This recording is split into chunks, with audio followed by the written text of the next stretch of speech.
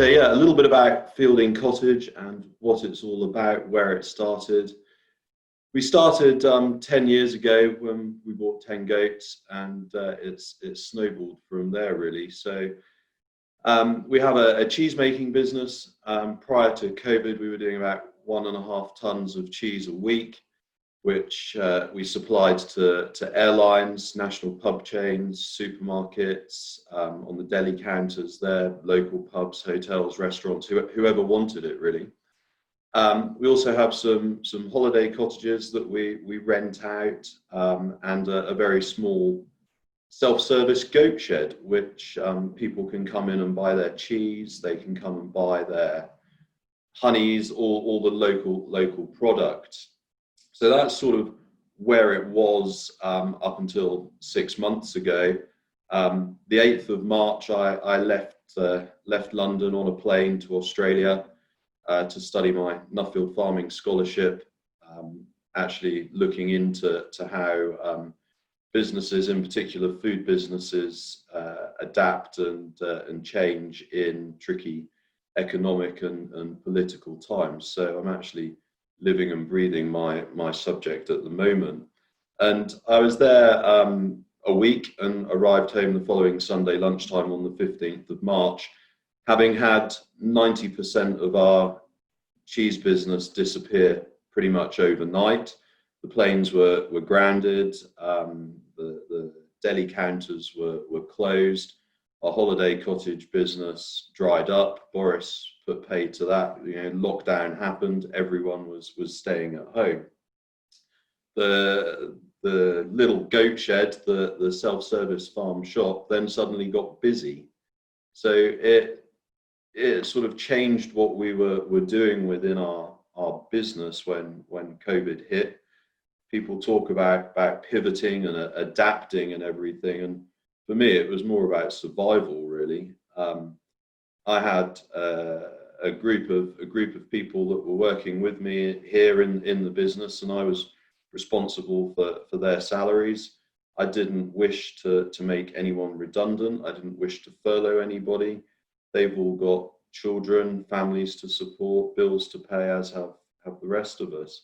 So we took the decision to throw ourselves into it. And as people kept coming in to see us, the customers were asking for more and more. People asked for bread, they asked for different cheeses, they asked for vegetables, meats, all sorts. So we then set about using our contacts and local food producers such as Swannington Farm to Fork and Braised Cottage pork pies, and people who we knew from our time on the farmers markets, and started stocking their products.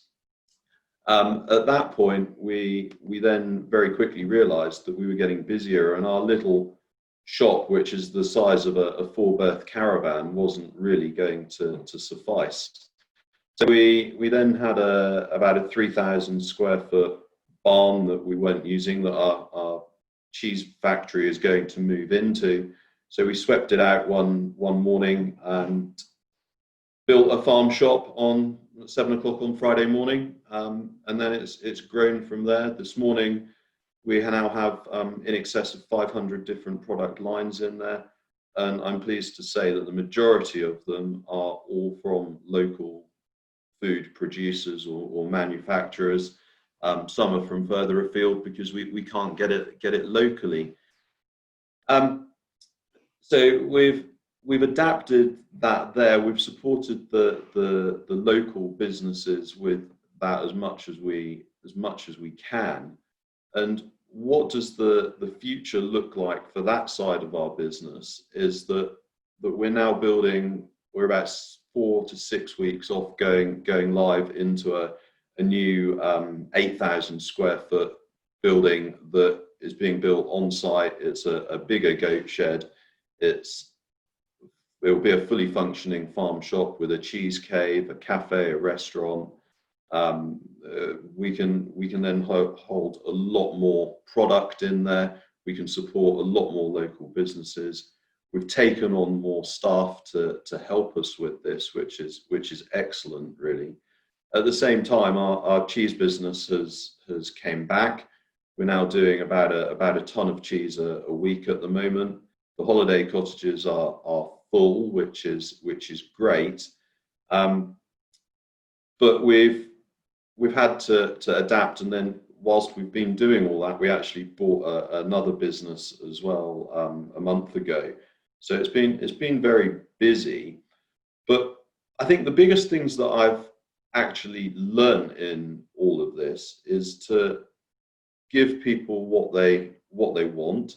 If people are coming to us and asking us for a product, then I'll go out and I'll try and find it. So when there was a shortage of toilet rolls, we had a container full of toilet rolls.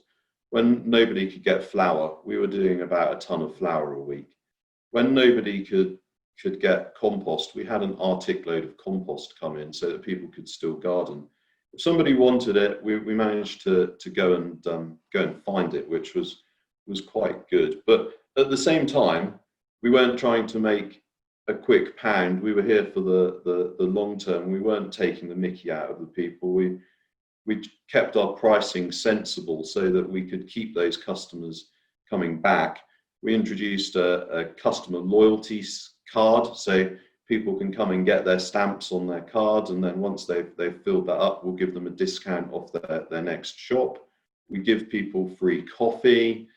We gave away 5,000 tulips to our customers, and we took 2,500 up to the hospital. So we're trying to put some stuff back as well, and really give the customers an experience that maybe they had when they were younger, a more personal experience, something that they've bought into, and getting them to give us suggestions on what they would like, and then actually acting on them and not letting it fall onto deaf ears. But all of this wouldn't have been possible without the help and support of the people that work with me here, the team of guys that I've got that are just excellent. And I can't emphasize enough that I think I'm just the front man with the ideas, and it's the other guys that come in behind me and make things happen, do the day-to-day stuff. And I think that's really important, because without the right team and the right team of people around me, none of this would have happened. And I think that's the same with anything that you're doing, any business that you're in. It's really important to have those people there. What else is happening in the future? I think we're going to keep going with what we're doing. What advice can I offer to others? Really, the biggest thing is to just keep on believing and don't give up, because it really was a case of do or die for us. You know, we couldn't have survived with the loss of our cheese business and our cottage income. So we've had to adapt, we've had to pivot, we've had to survive, and I'm pleased to say that we've done it. But it's still down to us to keep moving forward and finding those new products, interacting with our customers, as Andrew said, and understanding what they want and actually giving them what they want. But I'm sure there'll be a lot of questions at the end, so I'll keep to my time slot, which I think I'm pretty much bang on. So thank you very much.